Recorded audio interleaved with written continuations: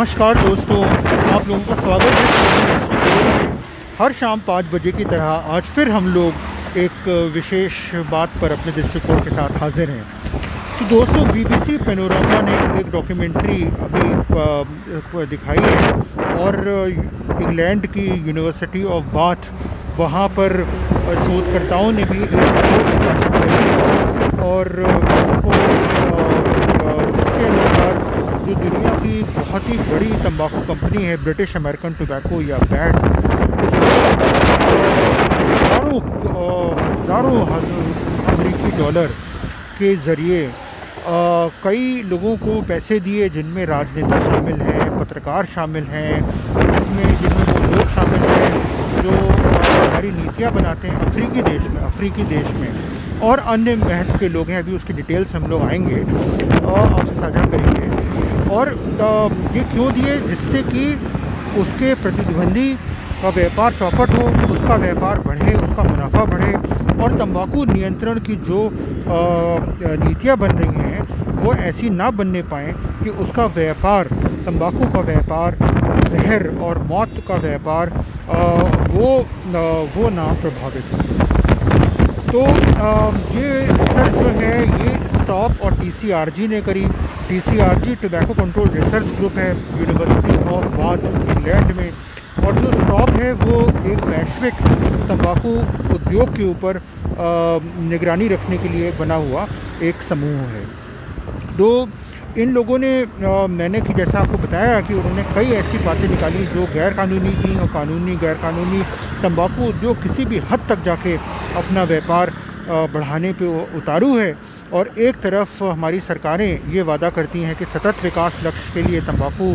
Seven एक चुनौती है, तो तंबाकू का अंत होना चाहिए, सेवन का अंत होना चाहिए, जिससे कि अनावश्यक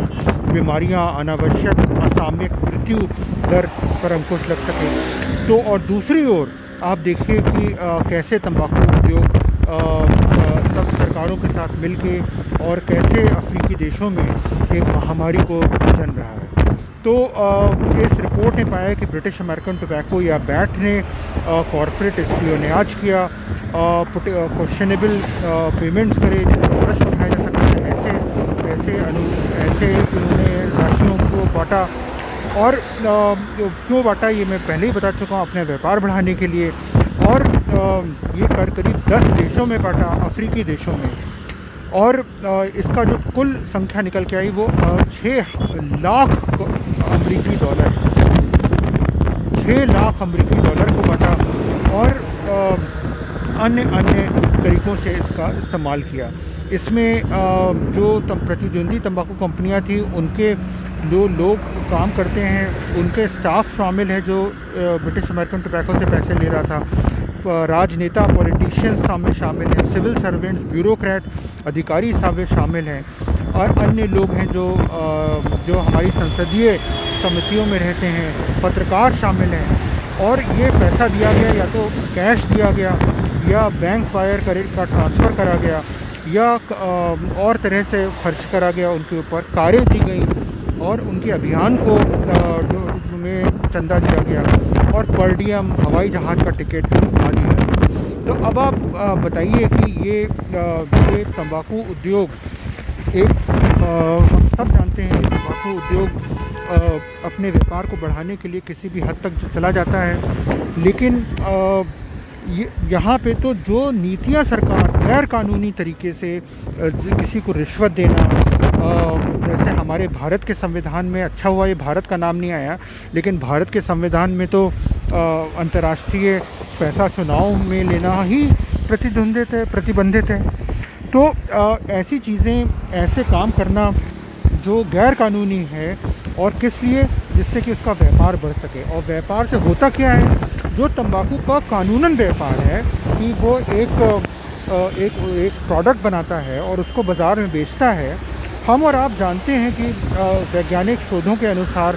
सभी देशों में जो शोध हुए हैं, भारत समेत, उनके अपने जो आंकड़े हैं उनके अनुसार वो ऐसी बीमारियों की महामारियां उत्पन्न करता है, हृदय रोग, पक्षाघात, तमाम प्रकार के कैंसर, मधुमेह, ट्यूबरकुलोसिस, बहुत ये जो दीर्घकालिक श्वास संबंधी रोग हैं आदि आदि, तो जिनसे बचाव मुमकिन है। पर्यावरण का भी सत्यानाश करता है कि जैसे कि उदाहरण के तौर पे सिगरेट की जो बट्स होती हैं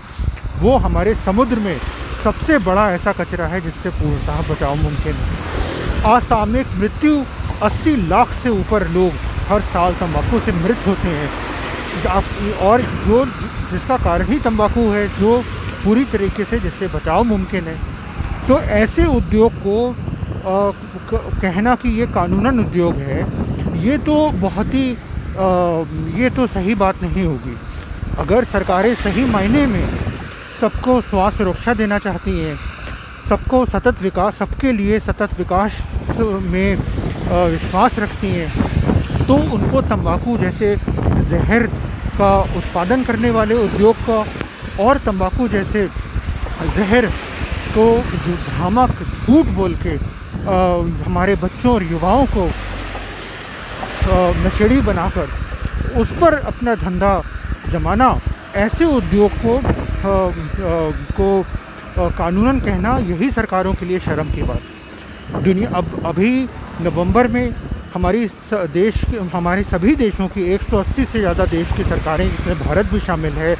वो अफ्रीकी देश भी शामिल है, 180 देश की सरकारें वैश्विक तंबाकू नियंत्रण नीति की बैठक में मिलेंगी, जिसको कहते हैं विश्व स्वास्थ्य संगठन, world health organisation framework convention on tobacco control, FCTC। उसकी बैठक में मिलेंगी कॉन्फ्रेंस ऑफ द पार्टीज़ में, और तंबाकू नियंत्रण नीति वैश्विक स्तर पे उसमें चर्चा होगी और नीतियाँ बनाई जाएंगी। तो इसमें ज़रूरी है कि वो इस रिपोर्ट को मद्देनज़र लें, वो इस रिपोर्ट को बहुत गंभीरता से लें कि तंबाकू ब्रिटिश अमेरिकन टोबैको ने क्या किया है। जहाँ तक मुझे पता है ब्रिटिश अमेरिकन टोबैको का निवेश इंडिया में भी है, भारत में भी है,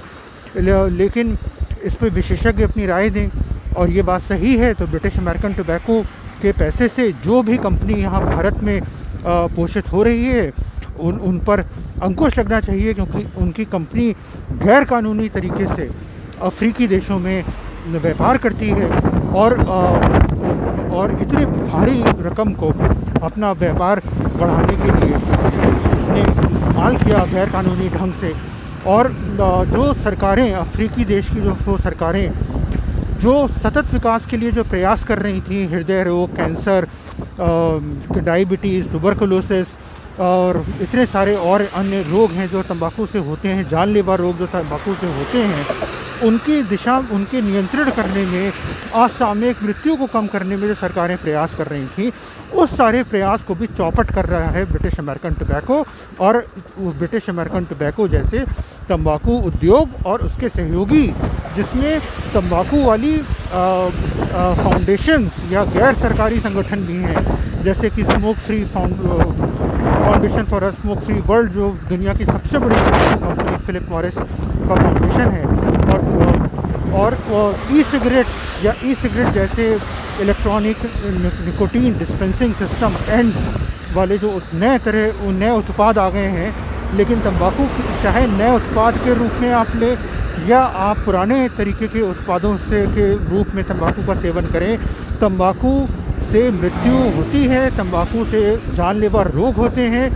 तंबाकू का कोई भी स्वास्थ्य के ऊपर किसी भी प्रकार से कोई लाभ नहीं है।